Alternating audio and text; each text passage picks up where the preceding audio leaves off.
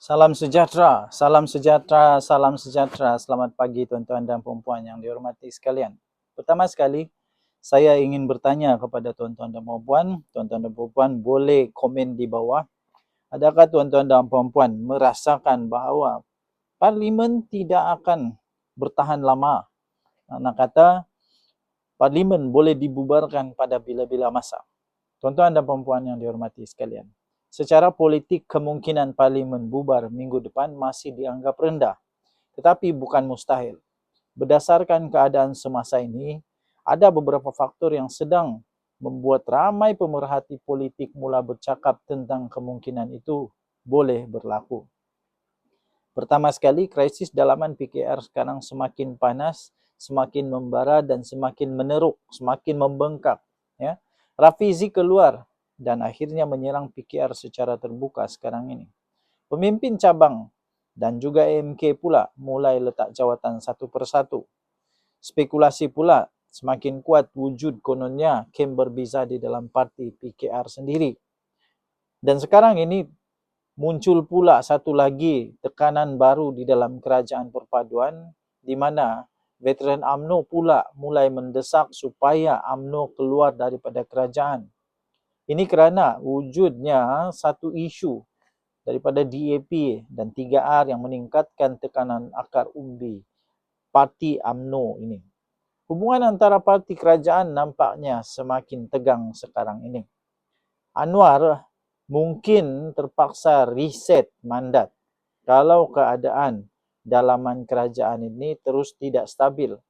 Pembubaran awal kadang-kadang digunakan untuk mendapatkan mandat yang baru, memberhentikan pemberontakan dalaman, atau untuk mengukuhkan kedudukan Perdana Menteri.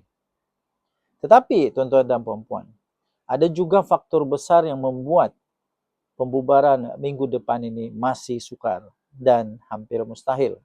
Nombor satu, ekonomi Malaysia masih dalam keadaan proses pemulihan sekarang ini. Seterusnya, kerajaan pula sekarang ini belum benar-benar lagi hilang majoriti besar secara rasmi. Majoriti masih ada. Ya, masih ada. Jadi, banyak parti dalam kerajaan pun belum lagi bersedia untuk menghadapi PRU secara mengejut sekarang ini. Dan seterusnya, UMNO dan Pakatan Harapan pula masih mempunyai kepentingan untuk kekalkan kerajaan sekarang ini. Jadi semua itu masih merantai kaki-kaki mereka yang ada kepentingan. Jadi buat masa ini, saya lihat kemungkinan seperti ini.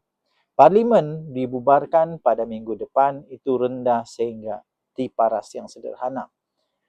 Berlaku rombakan politik besar atau tekanan dalaman lebih kuat itu lebih mungkin berlaku. Tetapi parlimen dibubarkan itu agak rendah dan sederhana. Tetapi kalau rombakan politik besar atau tekanan dalaman yang semakin kuat, lebih kuat itu lebih mungkin boleh berlaku. PRU awal sebelum tamat penggal penuh.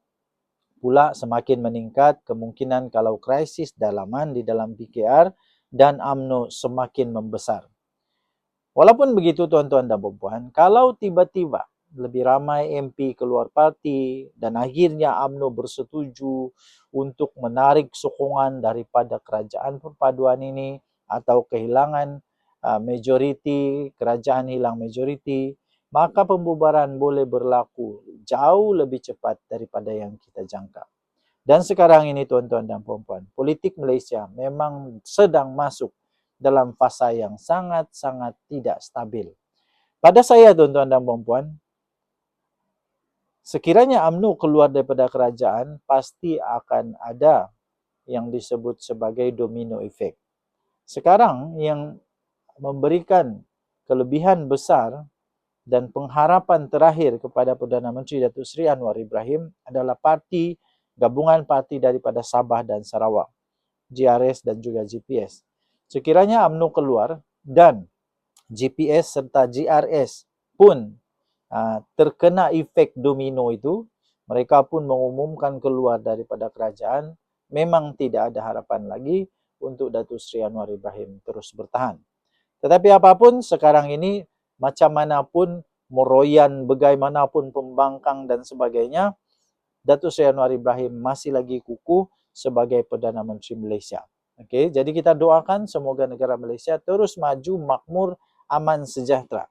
Okey, tinggalkan komen anda, tuan-tuan dan puan-puan, di pendapat anda di ruangan komen di bawah. Dan jangan lupa untuk like, share dan subscribe untuk lebih banyak ulasan politik yang panas dan terkini daripada saya. Kita jumpa lagi. Selamat pagi Malaysia. Bye-bye. Sebelum saya teruskan, izinkan saya untuk berkongsi manfaat sesama kita. Bagi anda yang sedang berikhtiar kerana ada sakit penyakit 3 serangkai, kencing manis, buah pinggang, darah tinggi, kolesterol, gout, apa saja penyakit termasuk penyakit saraf, penyakit lelaki, penyakit perempuan, kanser, mata, hati, apa saja. Saya ingin kongsikan produk daripada 4Life Research, Transfer Factor. Produk ini adalah produk saintis yang boleh meningkatkan imun badan anda sehingga 437% kekuatan imun badan. Ini boleh membantu kita untuk melawan penyakit dan boleh sembuh dengan kekuatan imun badan. 4Life ada banyak produk, okey, bukan ini satu saja, ada banyak contoh-contoh produk dia. Contohnya ini produk nama dia Glucoach. Glucoach ini khas untuk yang kencing manis. Kemudian glutamin pun ada, kemudian untuk mata pun ada, macam-macam ada. Okey, jadi dia boleh meningkatkan imun badan anda sehingga 437% kekuatan melawan penyakit. Ianya sangat terbukti dengan laporan daripada saintis membuktikan bahawa ia ialah miracle molecule. Ini bukan produk tepi jalan. Ini produk saintis sangat-sangat berkesan, sudah terbukti secara klinikal, sudah dikaji, terbaik dan juga telah diterima oleh doktor-doktor di seluruh dunia, telah masuk di dalam Physician Desk Reference. Dia adalah bukan dadah, tidak ada kesan sampingan. Kementerian Kesihatan Malaysia juga telah menerima Transfer Factor sebagai selamat dan boleh diambil oleh sesiapa sahaja. Paling bagus, dia bukan sahaja ada testimoni beribu-ribu, berpuluh-puluh ribu, malahan juga dia ada clinical abstract. Transfer Factor clinical abstract ini keputusan kajian saintis yang telah dilakukan di serata dunia. Bagi anda yang sangat memerlukan, sila dial nombor telefon tertera di atas. Dia akan berhubung dengan anda. Jangan telefon dia, sila WhatsApp dia. Kerana jika anda telefon, dia tidak sambut. Okey? Anda WhatsApp, dia akan jawab. Alright. Terima kasih tuan-tuan dan puan-puan kerana sudah menamatkan video ini dengan baik sekali. Saya ingin kongsikan beberapa buah buku yang sangat menarik. Ini saya sisipkan. Yang pertama, Muslihat Mahathir.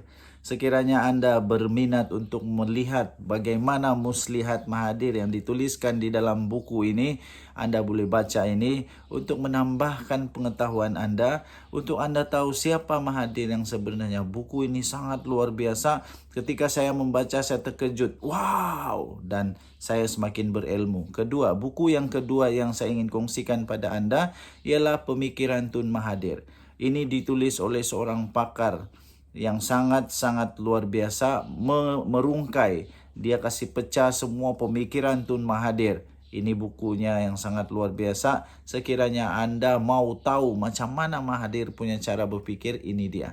Dan yang ketiga, buku yang saya ingin kongsikan bagi anda ialah tajuk dia Paradise Lost Mahathir. Okey, ini dia beritahu bagaimana paradise itu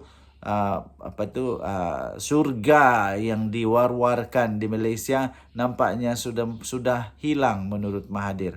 Ada buku ni, kalau anda berminat untuk beli, tekan, ada di Shopee. Okey, saya bagi link dia. Alright.